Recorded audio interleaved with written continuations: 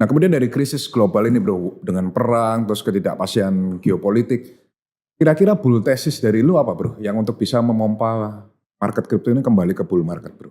Kalau naratif bull thesis-nya sendiri kalau dari aku belum ada sih bro. Kalau dari aku belum ada. Tapi kita pakai apa namanya, untuk mencari jawaban atau untuk mencari solusi ya bro ya, kita cari pendekatan yang paling gampang aja deh. Istilahnya Occam Razors gitu.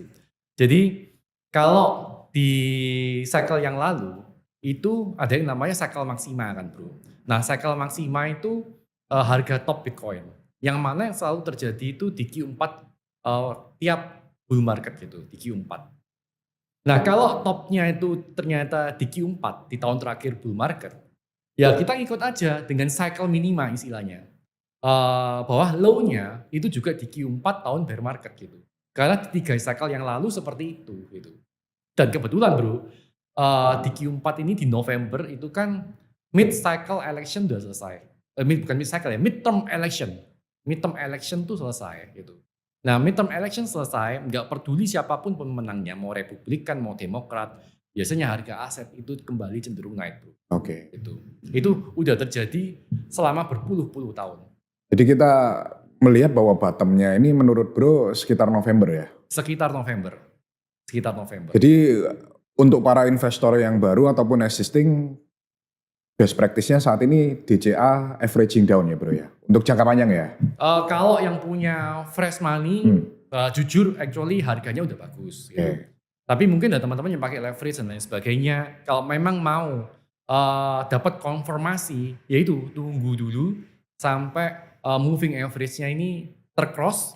Paling enggak 30 week moving average, 50 week moving average tercross, semua pada uptrend. Itu boleh all in di situ. Kalau yang duitnya bukan uang dingin ya, ini yang uang hangat bro. Soalnya gini bro. Bukan uang panas gak boleh ya guys. Soalnya gini bro, kadang meskipun punya uang dingin ya bro ya, belum punya conviction di Bitcoin. Pada saat harga Bitcoin jatuh 10%, 20% itu goyang bro. Itu goyang.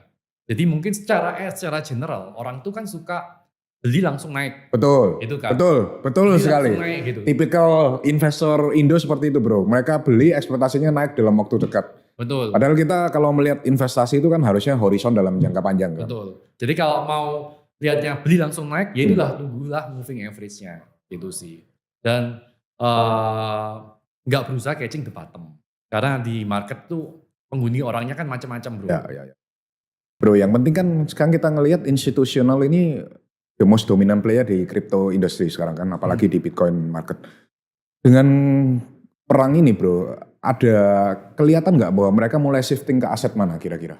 Atau mereka just put in the cash and waiting semuanya tenang baru mereka masuk lagi, atau what do you see dengan institusional sekarang? Untuk sekarang institusi itu kayaknya aku lihat mereka masih hold cash bro. Oke. Rata-rata ya mereka masih hold cash. Good news bro. Good news. Kita masih belum melalui masa itu bro. Masa maksudnya mereka pada saat ada perang dan lain sebagainya mereka pilih Bitcoin. Mereka masih pilih cash gitu. Dan that's good news buat kita. Karena begitu masuk ke sana itu era adopsinya udah beda lagi bro. Dan harganya nggak seperti sekarang. It's too late dan too expensive untuk mayoritas orang gitu. Kalau mereka udah berpikir Bitcoin is a good place to put money ketika perang terjadi, dan maka harga Bitcoin paling minim 200.000 ya Pak. Betul, malah naik kayak emas kan ya kapan hari dianggap sebagai safe haven. Nah untungnya masih belum. Mereka itu adopsinya masih belum ke sana, tapi it will. Pasti akan ke sana. Jadi ini persis seperti tesis crypto wave bahwa institusional sekarang pada megang cash bro. Lagi pada wait and see semua. But disclaimer on, not financial advice guys. Oke, dan kemudian kan kita tahu bahwa di era Trump ini, Trump selalu gembar-gembor bahwa dia mau Amerika jadi the center of crypto market atau the center of Bitcoin. Dan kemarin kan ada UU baru.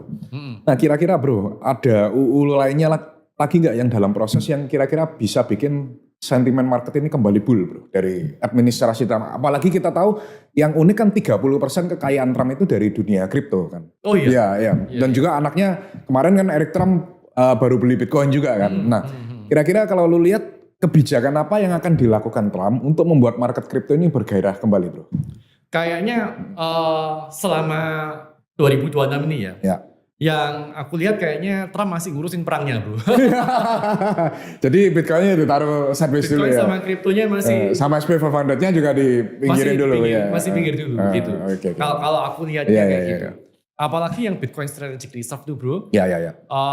Si Cynthia Lummis kan nggak nyalonin lagi untuk election ini. Nah, ini nggak tahu siapa yang bakalan gantiin dia sebagai sponsor gitu sih. Tapi kalaupun memang nggak ada Bitcoin Strategic Reserve seperti yang kita harap, itu kan yang kita harapkan dari administrasi Trump kan. Ya nggak apa-apa gitu. Nggak apa-apa sih, bro. Karena ya kita masih punya waktu kan buat akumulasi, buat beli lagi. Jangan sampai kita belum sebanyak itu akumulasi ternyata udah sovereign adoption gitu.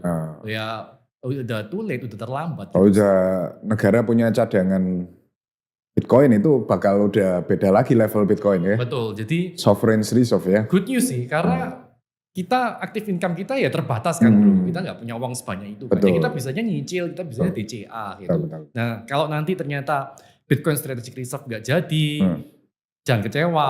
Itu adalah blessing actually gitu.